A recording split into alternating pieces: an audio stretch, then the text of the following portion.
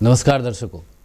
Corona संक्रमण काल में न सिर्फ हमारा समाज बल्कि समाज की प्रत्येक व्यवस्था में उथल पुथल सी है और इसका प्रभाव समाज के प्रत्येक वर्ग पर प्रत्येक क्षेत्र में दिखाई दे रहा है।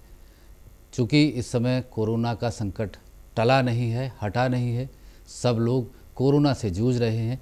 ऐसे में इनकम टैक्स रिटर्न फाइल करने के लिए सरकार ने कुछ खास व्यवस्थाएं की हैं, खास इंतज़ाम किए गए हैं, कुछ तारीखों में बदलाव किए गए हैं। क्या व्यवस्था है, किस तरह इनकम टैक्स की रिटर्न आप फाइल कर सकते हैं, उसके लिए तारीखों में क्या बदलाव किए गए हैं, इस विषय में विस्तार से चर्चा करने के लिए हमने स्टूडियो में आमंत्रित किया है बरेली शहर के टैक्सेशन विशेषज्ञ श्री क्षितिज टंडन जी को। टंडन जी, बहुत बहुत स्वागत है आपका स्टूडियो में। टंडन जी, जैसा कि हम सभी जानते हैं, हम सभी लोग कोरोना के विरुद्ध जंग लड़ रहे हैं, सभी सिपाही हैं। ऐसे में जो कोरोना से लड़ी जा रही है, विशेष तौर से आप टैक्स के विशेषज्ञ हैं, टैक्सेशन के विशेषज्ञ हैं, तो जो हमारे टैक्स पेयर लोग हैं समाज के, उनके मन में ज़रूर कुछ बातें होंगी, वहीं सरकार ने कुछ खास इंतज़ाम ज़रूर किए होंगे। अगर हम ये जानना चाहें कि सरकार ने इस बार टैक्स पेयर्स के लिए क्या व्यवस्थाएं की हैं, जो तारीख हैं उनमें किस तरह के बदलाव किए हैं, तो आप क्या बताएंगे हमारे दर्शकों को? देखिए, जो ये कोरोना की आपत्ति हमारे ऊपर आ रखी है, इस वजह से जो इनकम टैक्स में और डिपार्टमेंट की तरफ से जो बदलाव किए गए हैं वो काफ़ी हद तक अच्छे हैं और हमारे जितने भी रेसिडेंट्स हैं जिनको टैक्स देना पड़ रहा है उनके ऊपर भार हटाने की कोशिश काफ़ी हद तक की गई है। इसमें क्या है, एक तो हमारा जो पिछले साल का जो चल रहा है, जिसे हम फाइनेंशियल ईयर 18-19 कहते हैं जी, 18-19 का जो रिटर्न है उसकी समय सीमा ड्यू डेट बढ़ा रखी है उन्होंने। वो समय सीमा अब इन्होंने 31 जुलाई तक कर दी है। 31 जुलाई 2020 तक आप अपने 18-19 की रिटर्न दाखिल कर सकते हैं। ये सीमा पहले 31 मार्च तक थी, बढ़ाकर इन्होंने अभी रिसेंट में चेंज आया है जो उन्होंने अब 31 जुलाई कर दी है। यानी पिछले वित्तीय वर्ष की जो रिटर्न फाइल करनी थी उसकी तिथियां बढ़ा करके अब 31 जुलाई कर दी है। 2020 जो है 18-19 फाइनेंशियल ईयर की कर दी जी। और रही बात इस साल की, जो हम फाइनेंशियल ईयर 19-20 कहेंगे जी, इसकी जो डेडलाइन थी income tax return due date की, वो अभी रिसेंट चेंज के अकॉर्डिंग 30 नवंबर कर दी गई है। अच्छा। 30 नवंबर तक हम कर सकते हैं अपनी रिटर्न फाइल। लेकिन इसमें जो टैक्स पेयर या जो एसएससी जिनका ऑडिट होता है जी, जो टैक्स ऑडिट रिपोर्ट जिनकी निकलती है, जिनकी टैक्स ऑडिट रिपोर्ट बनती है, उनकी डेडलाइन 31 अक्टूबर है। मतलब आपको रिटर्न फाइल करनी है 30 नवंबर तक, लेकिन जो टैक्स ऑडिट रिपोर्ट जो है, टैक्स ऑडिट कराना है, वो 30 अक्टूबर तक ही, 31 अक्टूबर तक 2020 तक आप कर सकते हैं। वो इस वित्तीय वर्ष के लिए रखा गया ये जो है ये 19-20 फाइनेंशियल ईयर के लिए जी करी गई जी। वाकई में जो समस्या है उस समस्या को देखते हुए जो भी सुधार किए जाते हैं, लोगों को सुविधा रहे, असुविधा ना हो, और ये एक अच्छी व्यवस्था सरकार की ओर से की गई है। जी बिल्कुल। इस व्यवस्था में सरकार ने एक चीज़ और ऐड करी है, जो आपको डिडक्शंस क्लेम करते हैं, जो हम जनरली आप देखेंगे जो नॉर्मल टैक्स पेयर होता है, ऑर्थोडॉक्स टैक्स पेयर जिसे हम कहते हैं, वो अपना 80C में डिडक्शन क्लेम करता है, जिस डिडक्शन की क्लेमेंसी हम 31 मार्च तक ले सकते हैं। लेकिन वो ड्यू डेट बढ़ाकर उन्होंने 31 जुलाई कर दी है। मतलब जो आप इन्वेस्टमेंट करते हैं पीएफ में, पीपीएफ में, एलआईसी में, एनएससी में, मेडिक्लेम, 80G में डोनेशन करते हैं, वो आप 31 जुलाई तक कर सकते हैं और उसका फायदा आपको 19-20 की रिटर्न में मिल जाएगा। अच्छा, उसका फायदा भी अगले वित्तीय वर्ष जो वर्तमान चल रहा है इसमें मिल जाएगा? इसमें आपको मिल जाएगा जी जी। इसकी डेडलाइन उन्होंने 31 जुलाई जो है फिक्स कर दी है। ये अभी जून थी, 30 जून जी, अभी कुछ टाइम पहले नोटिफिकेशन आया है, इस डेडलाइन को बढ़ा के उन्होंने 31 जुलाई कर दी है फाइनेंशियल ईयर 19-20 की, जिसकी आपकी ड्यू डेट जो है इनकम टैक्स रिटर्न की 30 नवंबर जी। यानी जो करदाता है उनको अपनी तैयारी का पूरा समय मिल पाए और वो अपने कागजात अच्छे से तैयार कर पाए, और जो रिटर्न फाइल करने वाले लोग हैं उनको असुविधा ना हो, इसलिए सरकार ने इन सब का पूरा ध्यान रखते हुए तारीखों में बदलाव किया। तारीखों में काफ़ी हद तक बदलाव किया है। आप जैसे और देख सकते हैं, जो सैलरीड एम्प्लॉइज हैं जी जी, या अदर देन सैलरीड एम्प्लॉइज हैं, जो सैलरी वाले नहीं हैं, उन पे टीडीएस और टीसीएस का रेट जो है वो 25% घटा दिया है। अच्छा। फॉर एग्जाम्पल, जैसे अगर आप पे टीडीएस जो है 10% काट के आपको मिलता है, तो अब सिर्फ 7.5% ही कटेगा, 25% उन्होंने कम कर दिया है। अच्छा जी, ये काफ़ी फायदेमंद चीज़ है हमारे टैक्स पेयर्स के लिए। जी, बहुत अच्छी बात है। 10% से घटा करके 7.5% कर दिया गया है टीडीएस डिडक्शन का जो रेट है, आपने बताया। अच्छा, ये बताइएगा कि जो स्लैब है, स्लैब से हमारा तात्पर्य है न्यूनतम इनकम आय किसी व्यक्ति की 2.5 लाख रुपए बताई जाती है, जो टैक्स से फ्री रहती है। तो जो टैक्स फ्री इनकम है वो क्या रहेगी और आगे के लिए क्या व्यवस्थाएं सरकार ने तय की है इस बार?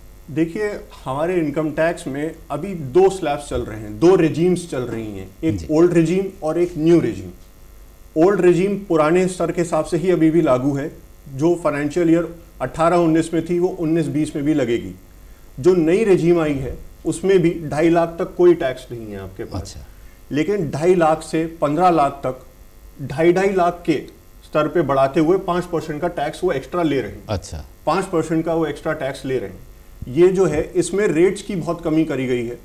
अगर आप कंपेयर करेंगे पिछली रेजीम से, आपको जब आपका टैक्स आपको निकालना हो कि हम पुराने रेजीम में अच्छे हैं या नए रेजीम के अकॉर्डिंग हमारे लिए फायदेमंद है, तो जब आप कैलकुलेट करेंगे उस हिसाब से आप देख सकते हैं कि हम कौन सा रेजीम ऑप्ट करें जी।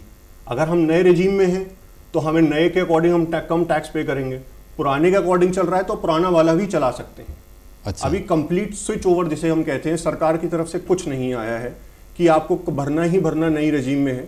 अभी आप दोनों रेजीम में जिसमें आपका ज़्यादा फायदा हो उसमें आप अपना tax, income tax return fill कर सकते हैं, उसके अकॉर्डिंग आप अपना टैक्स यानी कर दे सकते हैं सरकार को। करदाताओं के लिए ये सुविधा दी गई है, वो चाहें तो जो पिछला रिज्यूम चल रहा था उस तरह से अपना टैक्स भरें और चाहें तो जो नई प्रक्रिया, नई व्यवस्था है उसको एक्सेप्ट करके और उस तरह से एक्सेप्ट करके कर सकते हैं। जी जी जी जी, अच्छी बात है। चूंकि जो आदमी जिस प्रक्रिया में रहता है उसकी उसे आदत होती है और वो उस प्रक्रिया को आसानी से समझ सकता है। क्योंकि नई व्यवस्था है, इसे समझने में शायद थोड़ा समय लगेगा, समझने में टाइम लगेगा। तभी सरकार ने पुरानी व्यवस्था, ओल्ड रेजीम को खत्म नहीं किया। जी जी जी, आप वो भी चलती रहेगी। और उन्होंने अभी कोई टाइम नहीं दिया कि कंप्लीट स्विच ओवर मतलब नई रेजीम में जाना ही जाना है, इसकी भी कोई टाइम नहीं दिया।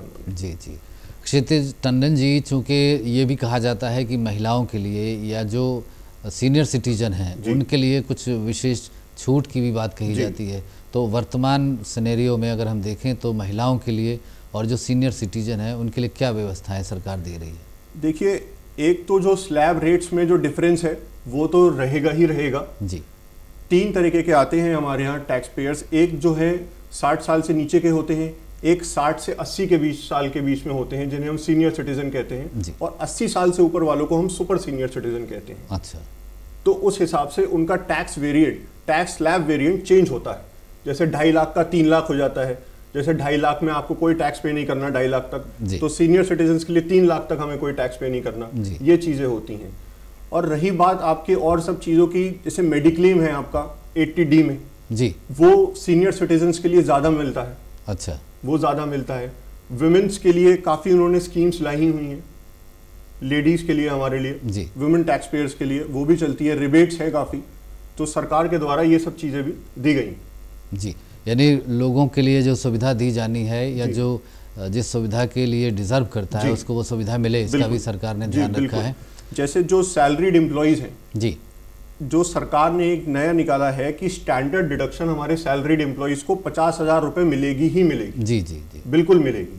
50,000 रुपए की छूट आपको स्टैंडर्ड डिडक्शन। मानिए कि अगर आपकी सैलरी 6 लाख रुपए आ रही है सालाना जी, तो आपकी सैलरी 5,50,000 मानी जाएगी। 50,000 की स्टैंडर्ड डिडक्शन हमारी सरकार के द्वारा दी गई है सारे टैक्स पेयर्स को।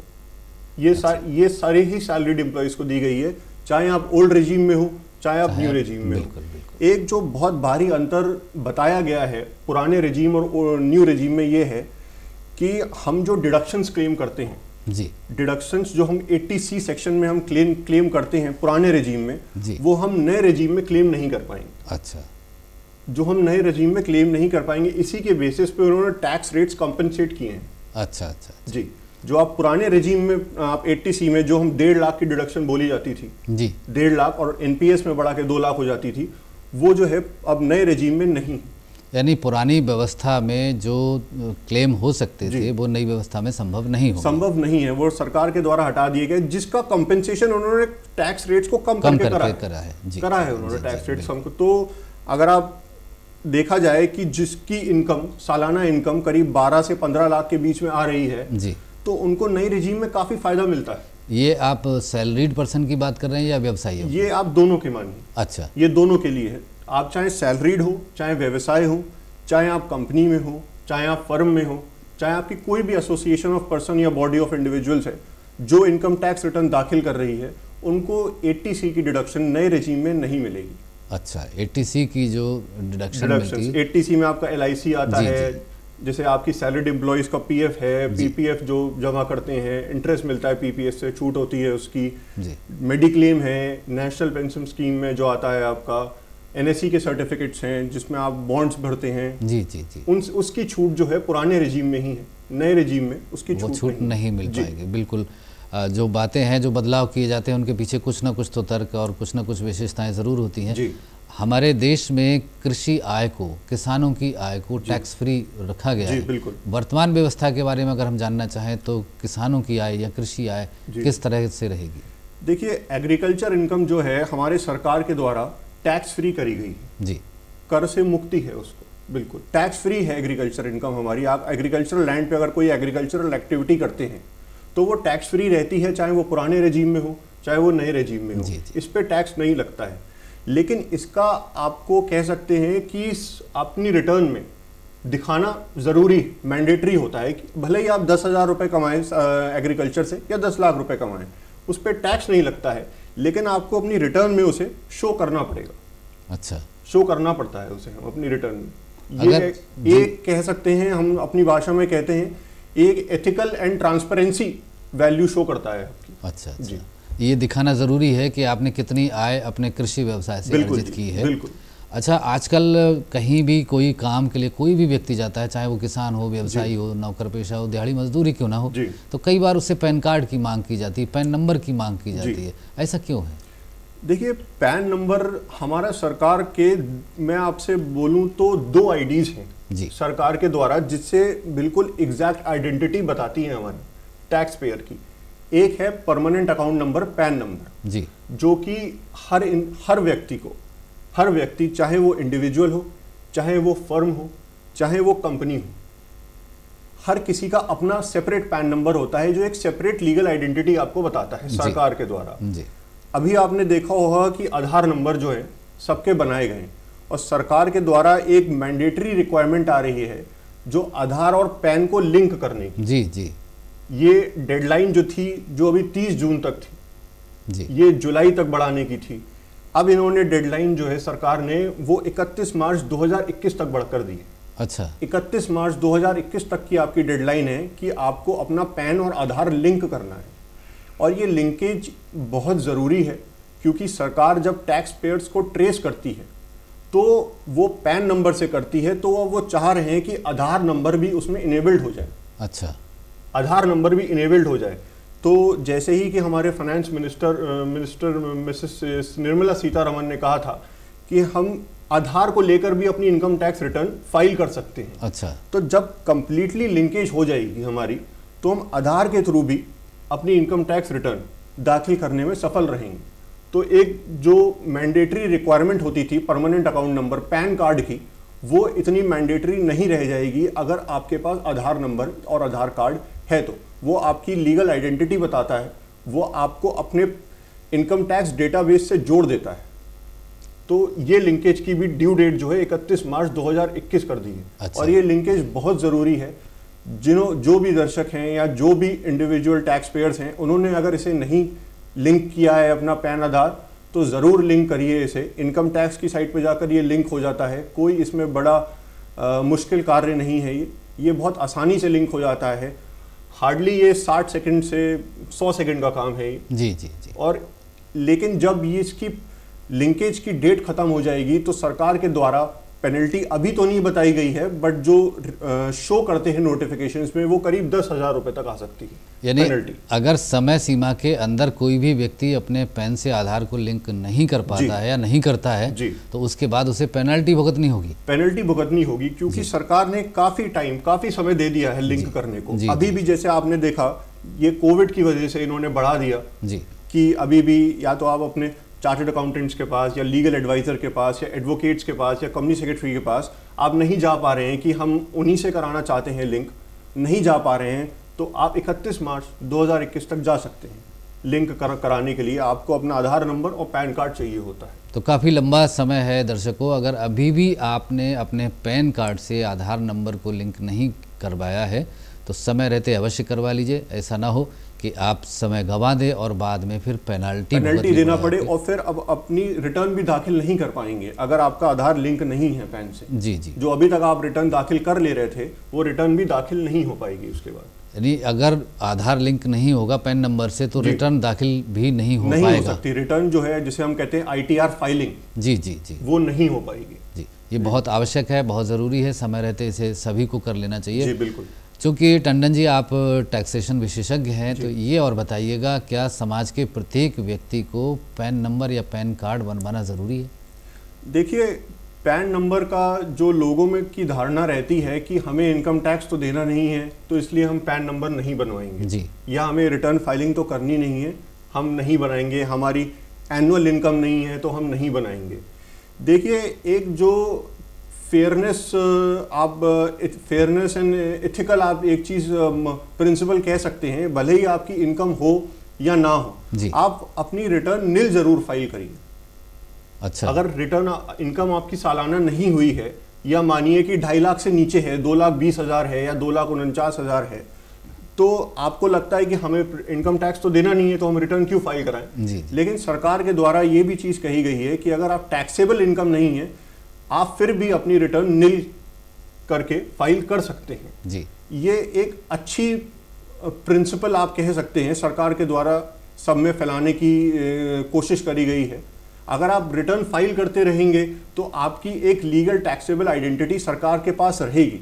इससे आप कह सकते हैं कि क्रेडिट रेटिंग में सुधार आ सकता है आपकी, कि मानिए अगर आपको कहीं लोन लेने जाना है, जैसे कि आपने देखा होगा MSME का नाम आपने बहुत सुना होगा। जी, बिल्कुल। MSME की काफ़ी स्कीम्स चल रही हैं, तो उनका मेन रिक्वायरमेंट ये होती है कि आप अपनी रिटर्न फाइल करके आ रहे हैं कि नहीं आ रहे हैं। अच्छा, अगर आप अपनी रिटर्न फाइल करते हैं तो जो बैंक या जो लोन प्रोवाइडर होता है उसको भी ये लगता है कि ये प्रिंसिपली इनेबल्ड सरकार की तरफ अच्छा इंडिविजुअल है, इसकी रेटिंग बढ़ा देते हैं। जैसे कि मैं थोड़ा सा MSME के बारे में बता देता हूँ। MSME जनरली क्या है, 3 तरीके की एंटरप्राइजेज हैं, माइक्रो, स्मॉल एंड मीडियम। इसमें पिछले 6 महीने में आप कह सकते हैं बहुत चेंजेस आए हैं, बहुत ज़्यादा चेंजेस आए हैं इनकी लिमिट्स में। अगर मैं आपको ये बताता हूँ कि माइक्रो, स्मॉल और मीडियम एंटरप्राइजेस को कैसे आप डिफरेंशिएट करेंगे। जैसे माइक्रो एंटरप्राइज है, रीसेंट नोटिफिकेशन के थ्रू इसकी लिमिट्स कम करी गई हैं जी। जैसे कि अगर आपका इन्वेस्टमेंट प्लांट, मशीनरी या इक्विपमेंट में 1 करोड़ तक है जी, तो आप माइक्रो एंटरप्राइज में आते हैं। अच्छा, टर्नओवर जो है, सेल टर्नओवर जो है वो 5 करोड़ तक है तो आप माइक्रो में आते हैं। अच्छा, investment in plant, machinery, equipment 1 crore तक या टर्नओवर 5 करोड़ तक जी, तो आप माइक्रो एंटरप्राइज के दायरे में आते हैं। अच्छा, यही इन्वेस्टमेंट और टर्नओवर जब 10 और 50 करोड़ हो जाता है जी, जैसे कि इन्वेस्टमेंट इन प्लांट मशीनरी, आप कोई भी अपने फैक्ट्री में प्लांट लगा रहे हैं, जैसे बड़े बड़े कंस्ट्रक्शन यूनिट्स होते हैं, वहाँ पे मशीनरी लगती हैं, बॉयलर यूनिट्स लगती हैं, जी जी जी, उसका अगर 10 करोड़ तक इन्वेस्टमेंट है और आपके बिजनेस का अगर 50 करोड़ तक सेल या टर्नओवर है जी, तो आप स्मॉल में आते हैं। अच्छा, पहला वाला हो गया माइक्रो, ये स्मॉल।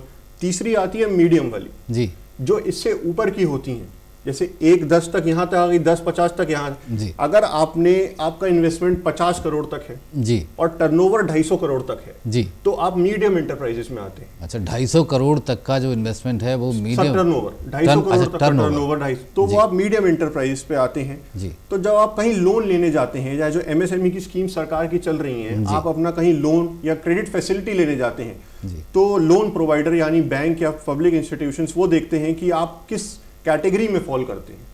अच्छा, और जब आप किसी कैटेगरी में फॉल करेंगे उसके बेसिस पे आपकी इनकम टैक्स रिटर्न जांची जाती। अच्छा, कि उस बेसिस पे ट्रू एंड फेयर है कि नहीं है। अच्छा, उसी आधार पर लोन प्रोवाइड जो है, तभी आपको उसी आधार पे आपको पैसा जो है उस इंस्टीट्यूशन से या बैंक से मिलता है। जी जी जी, एक लंबी प्रक्रिया ज़रूर है लेकिन ये प्रक्रिया पारदर्शिता के लिए सरकार ने तय की है। और MSME की बात आपने की तो MSME के लिए सरकार ने कई और भी योजनाएं संचालित की है जिनमें सब्सिडी दी जा रही है। बिल्कुल, जो सब्सिडी है वो उसका उद्देश्य सिर्फ यही है कि ज़्यादा से ज़्यादा इंडस्ट्री छोटी हो या बड़ी हो हमारे देश में विकसित हो।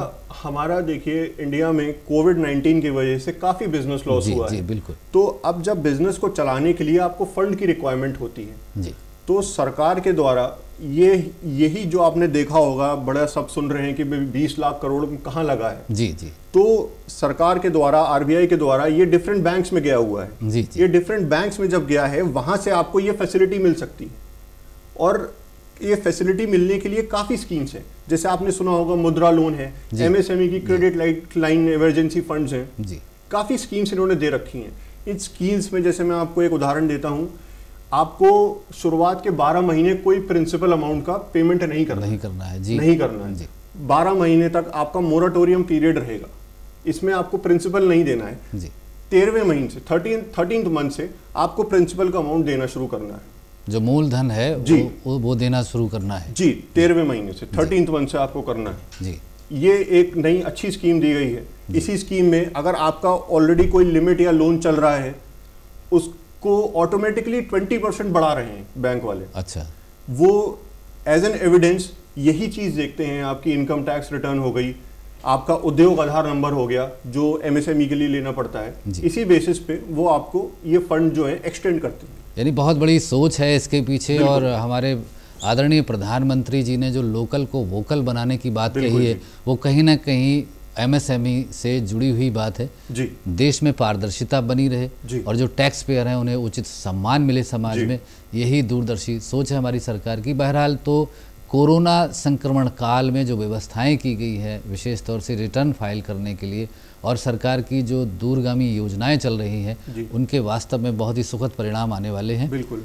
आपने थोड़ी सी कंप्लायंसेस सरकार ने जरूर बढ़ाई हैं जी, जी, जी। जैसे कि इनकम टैक्स रिटर्न्स में फॉर्म्स में मैं आपको बता दूं कि अगर आपकी हाउस प्रॉपर्टी इनकम है जी, तो जनरली जो आपके रिटर्न फॉर्म होता है ITR 1 और ITR 4 जी, वो को ओनरशिप में आप फाइल नहीं कर सकते हैं। अच्छा, आपका अगर पासपोर्ट नंबर है तो वो पासपोर्ट नंबर देना जरूरी है।